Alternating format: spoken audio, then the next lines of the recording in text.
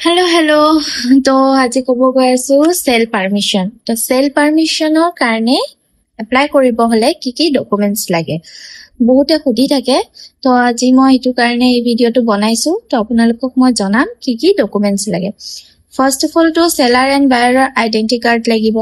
Second আপোনাৰ লাগিব মাটিৰ ডকুমেন্টস।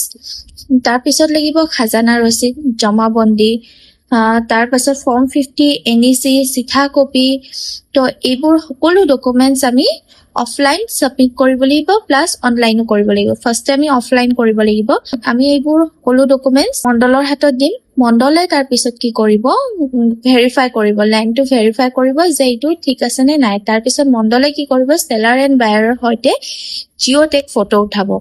তাৰ পাছত আপোনাৰ হ'ব সেই কাগজখিনি ভেৰিফাই কৰি কেনে সাৰ্কেল অফিচাৰৰ তাত যাব। সাৰ্কেল অফিচাৰে ভেৰিফাই কৰি দিব।